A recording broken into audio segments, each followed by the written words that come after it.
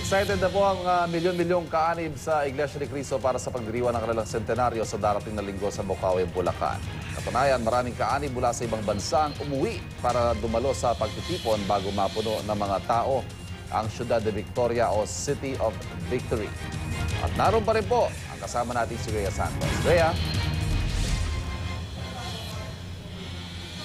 Yes, Ivan, dito mismo sa kinatatayuan ko, magaganap ang pinakamalaking pagtitipon ng mga kaanib sa pananampalataya ng Iglesia ni Cristo. Dahil sa linggo, July 27, magaganap po ipagdiriwang nila ang ika-100 anibersaryo ng pagkakatatag ng Iglesia ni Cristo.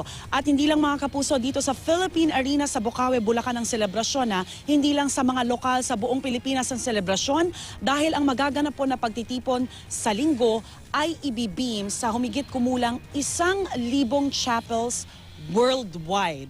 At kaugnay niyan ng mga paghahanda para nga po sa centennial anniversary ng INC, makakausap po natin ang kanilang spokesperson, si Ka Edwil Zabala. Ka Edwil, good morning. Alam kong may sakit kayo, pero dahil sa tawag ng tungkulin, nandito pa rin kayo. Good morning po sa inyo. Magandang umaga po sa inyo. Kamustahin ko lang po ang mga paghahanda na ginagawa ngayon ng INC. Final touches na ho ba o medyo marami-rami pa tayong kailangan gawin? Final touches na. Practicing na lang ng mga kailangang maging performance ng mga officers. Alright. Yes. Ano po yung mga inaasahan nating aktibidad sa mga, well, starting today? Yes. Well, today we have practices for the choir members. They'll be arriving. Actually, many of them have already arrived earlier, and they're outside in their buses. And within the day, they'll probably be putting the chairs here, where we're standing right now. Alright, pakita natin sa mga kapuso natin itong nakamamanghang sukat at ganda ng Philippine Arena. Alright, mga kapuso, bigyan namin kayo ng preview ng mga mangyayari sa linggo. No? Ang mismong worship po ay pangungunahan ni Ka Eduardo Manalo. Saan po siya mismo tatayo? Ang kapatid na Eduardo Manalo po ay tatayo doon sa tribuna. Tinuturo ko po ngayon at sa likuran niya. So ito po yung parang pinaka-entablado, no, ng Philippine Arena. Bakit po maraming seats sa mismong entablado? Sino po ang mga uupo dyan? Mga choir members, 3,000 dyan. Pero all in all, mga 10,000.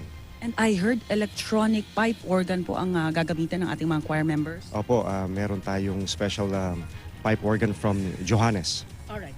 Tatalikod lang ho kami mga kapuso para ipakita naman sa inyo itong mga upuan dito.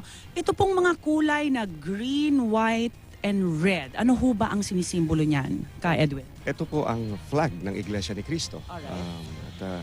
Yung nasa gitna po, yung candelabra. Alright. Kung makikita nyo mga kapuso, merong gold May mga gold na upuan. Ang hugis po niyan candelabra. Bakit ho candelabra, Ka Edwin? It signifies light. Alright. Sino-sino lang po ang makakapasok sa Philippine Arena sa darating na linggo? Mga kaanib sa Iglesia ni Cristo na merong napili sa kanilang mga lokal. So delegates sila. Alright. So may mga ticket ho, no? Yung makakapasok ho dito. At paano ho yan? First come, paano ho ba yan?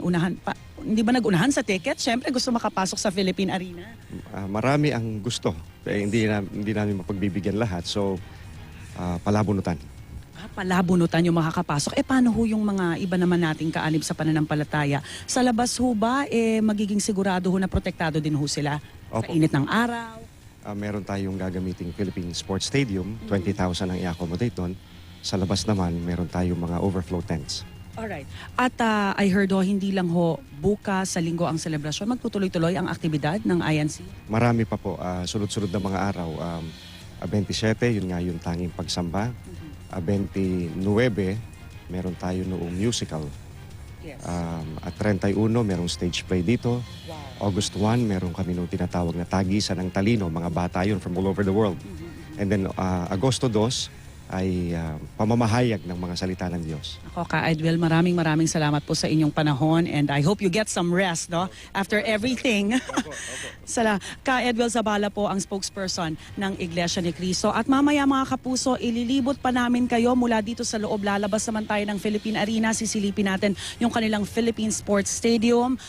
Meron din daw planong gumawa ng ospital, isang sports center na hindi lamang po para sa mga miyembro ng Iglesia ni Cristo dahil ibubukas din po nila ito sa publiko pero may mga panuntunan. Yan din po ang aalamin natin sa pagbabalik po namin mula dito sa Bocaue, Bulacan.